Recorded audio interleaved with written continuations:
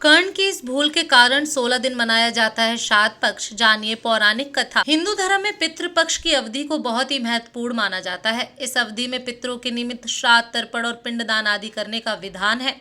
माना जाता है कि इससे उन्हें तृप्ति मिलती है और वह हमें सुख समृद्धि का आशीर्वाद देते हैं। भाद्रपद पूर्णिमा से आश्विन अमावस्या तक चलता है पितृपक्ष।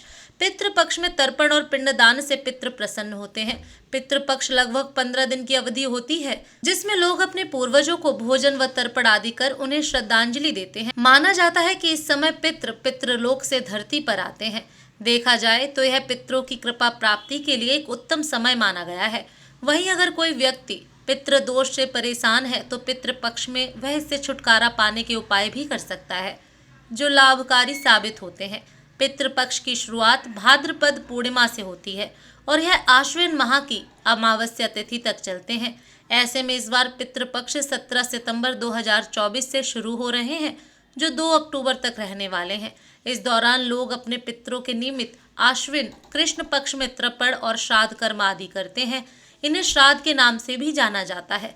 अभी पितृपक्ष चल रहे हैं और 16 दिन के श्राद्ध पक्ष में सनातन धर्मी अपने पितरों को याद करते हैं और उनकी आत्मा की शांति के लिए सभी वैदिक अनुष्ठान करते हैं। लेकिन बहुत कम लोग जानते हैं कि 16 दिन का पितृपक्ष दानवीर कर्ण की एक भूल के कारण मनाया जाता है और कर्ण के कारण ही पितृपक्ष मनाने की परंपरा शुरू हुई थी। आइए जानते हैं इसके पीछे क्या है।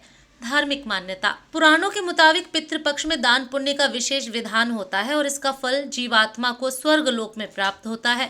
महाभारत के अनुसार सबसे पहले महातपस्वी अत्रि ने महर्षि निमि को श्राद्ध के बारे में उपदेश दिया था। इसके बाद महर्षि निमि ने श्राद्ध करना शुरू कर दिया। महर्षि को देखकर अन्य ऋषि मुनियों ने पितरों को अन्न देने लगे। लगातार श्राद्ध का भोजन करते करते देवता और पितृ पूर्ण तृप्त हो गए। पुराणों में भी पितृपक्ष को बहुत अधिक महत्व दिया गया है। कई सारी पौराणिक और लोक कथाओं में भी इसका वर्णन है। लेकिन बहुत कम लोगों को यह पता होगा कि महाभारत में श्राद्ध क्यों किया गया था।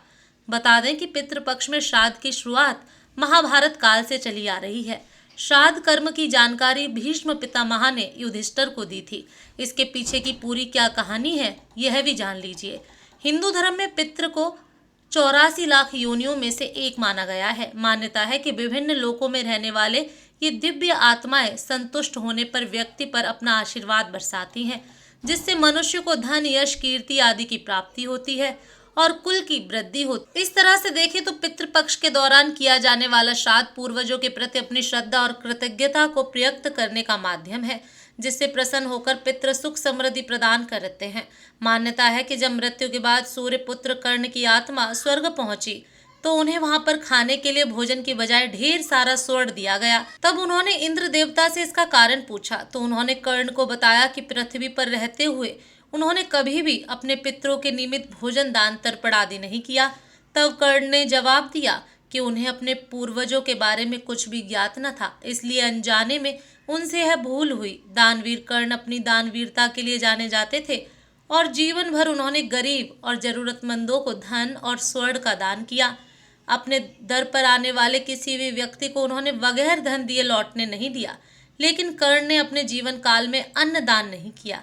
अंतिम समय में जब कर्ण ने मृत्यु लोक छोड़ा और स्वर्ग पहुंचे तो खूब सोना दिया गया और खाने के लिए कुछ भी नहीं दिया गया। कर्ण ने जब भगवान इंद्र से इसका कारण पूछा तो देवराज इंद्र ने बताया कि उन्होंने जीवन भर सोना ही दान किया है और पितरों की आत्मा की शांति के लिए कभी भी अन्न दान नहीं किया, इसलिए उन्हें अन्न नहीं दिया गया। तब कर्ण ने इस बात को लेकर अनभिज्ञता जाहिर करते हुए कहा कि मुझे अन्नदान के महत्व की जानकारी नहीं थी। कर्ण को जब अपनी गलती का एहसास हुआ तो उन्हें अपनी गलती सुधारने के लिए एक बार 16 दिन के लिए धरती पर भेजा गया था। इन 16 दिनों में कर्ण ने अपने पूर्वजों को याद करते हुए तर्पण किया और भूखे और गरीबों को अन्न दान किया और फिर स्वर्गलोक चले गए।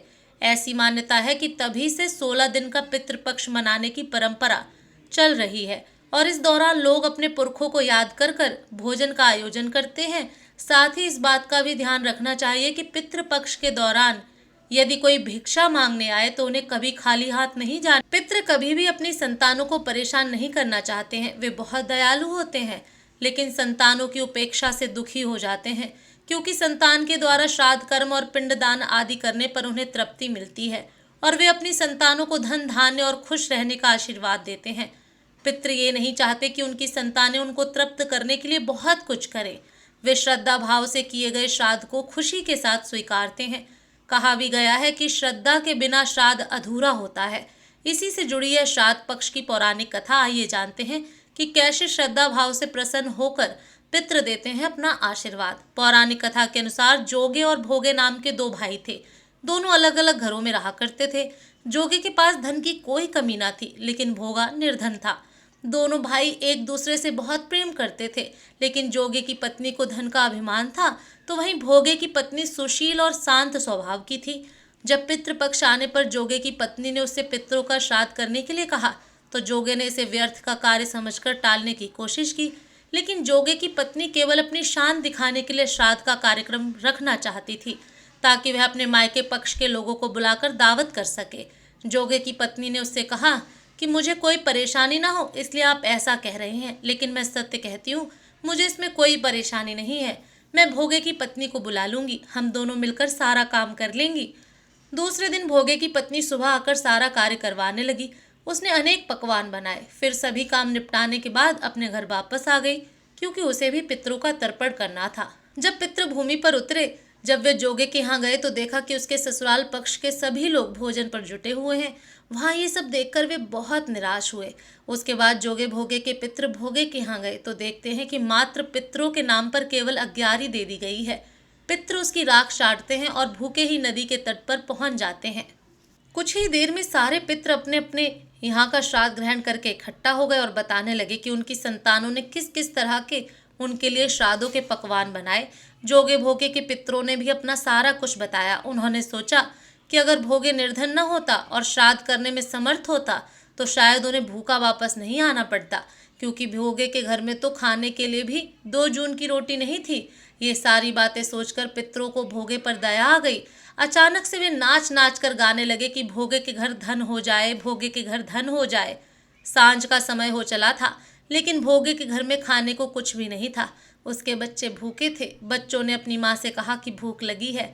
तब उन्हें टालने के लिए गुस्से से गरज कर भोगे की पत्नी ने कहा कि जाओ, आंगन में होंदी औंधी है, उसे जाकर गोल लो, उसमें जो भी मिल जाए आपस में बांट कर खा लेना। बच्चे जब वहां जाकर होदी देखते हैं, तो वे दौड़े दौड़े माँ के पास जाकर कहते हैं कि माँ, होंदी तो मोहरों से भरी पड़ी है।